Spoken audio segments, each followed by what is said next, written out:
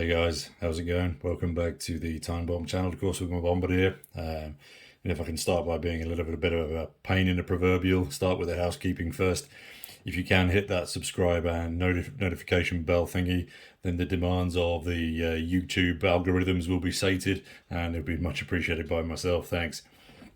So today we're going to check out an almost vintage Seiko 5. I say almost as I think it just about breaks that 25-year requirement for the vintage nomenclature.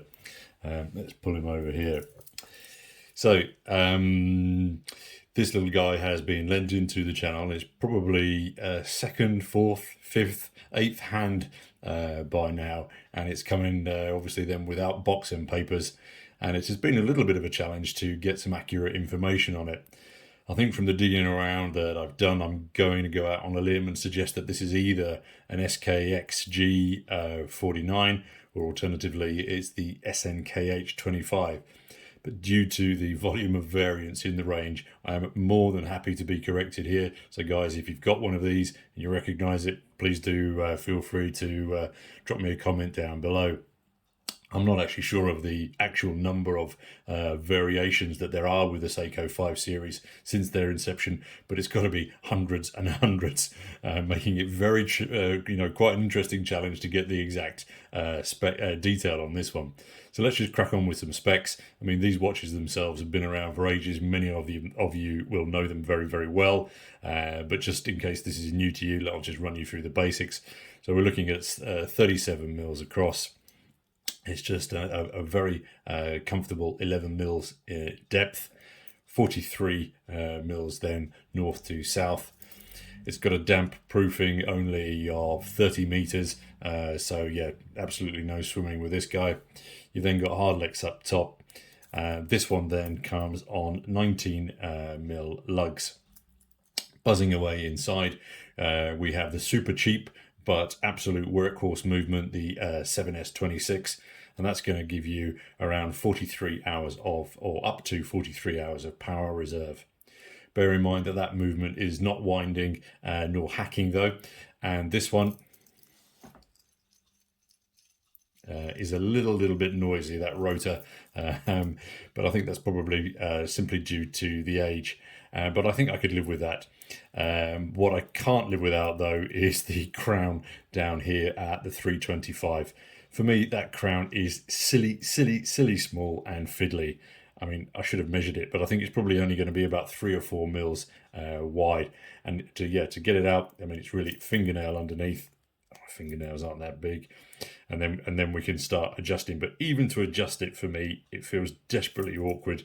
And as I say, not my favourite part of the watch at all. But again, that's just my take on it, and I know that the new owner is very happy with this and is not at all fussed by that crown size. So it is very much indeed a matter of taste and preferences. Looking a little closer at the watch as well, we can see that, not sure if one of the previous owners was a metal worker, but it seems to be there's like little bits of solder stuck around the watch, and we can see them much more clearly on the clasp here at the bottom. And unfortunately, the new owner has tried to remove those, but it's probably going to damage what's underneath if they do come off. But the upside to that is that is the only real damage to the surface on this watch, considering its age. That's fantastic. There are a few other bits of gunk just stuck under here, but again, I'm sure that's very easily remedied. And what it does not do for me is overshadow that superb dial. I mean, the dial colours on here, I mean, even for the age, it simply shines, it amazes, and it's absolutely stunning in every way. I only wish that this watch was, would come in a something like the Smiths over here would come in a 40 mil version, because then I'd snap it up without hesitation. That dial is mesmeric. Personally, I'm a bit confused. I mean, you look at the dial on this particular watch, which has just been released, and I was absolutely flummoxed. They can create something like this, and then they put, penguin's feet on there that looks something like my little nephew would have drawn during primary school. But hey, that's just my opinion. And this, and as I say, the dial on this Seiko 5 here is fantastic in comparison. regulars to the channel will recognize I'm not a fan of Goldilocks, but I think the hour markers on here and the hands, really do sit very, very, very well with that sunburst shade. Again, for a slightly older watch, the lume looks like this, absolutely popping, very, very confident, exactly what you would expect from Seiko. Nice clean rehaut in there.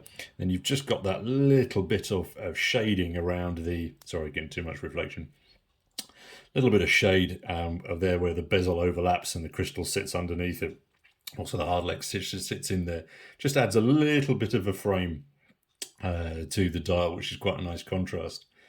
I also think that the golden frame on the date window is absolutely spot on. And I think, yeah, dial design on here, absolutely brilliant. Very, very, very minimalist, but so clean, and it just catches the light every way that you look at it. Not sure, again, if this is 100% the OEM bracelet, but it is a Seiko bracelet. Again, because we're not able to outsource the detail on it, we're not sure if it is the original. It's a little bit jangly, but I think that's probably in keeping with the times, and also that this watch has had some good use from it over the years. You've got lots of lovely micro adjusts on there, making it nice and easy for you to fit. Onto the sides, I mean, the flanks themselves are pretty standard for these little watches. The lugs, personally, are for me a little bit stubby, considering the depth of the watch. But I think due to the shorter north and south, the lugs actually work quite well. I mean, as you can see, there's very little curvage or droppage there. But then again, you don't actually need that to help it sit well on wrist. Let me just remove the wrist check. Wearing the Pingo today. Gently pop this guy on wrist because he's just a little bit too big.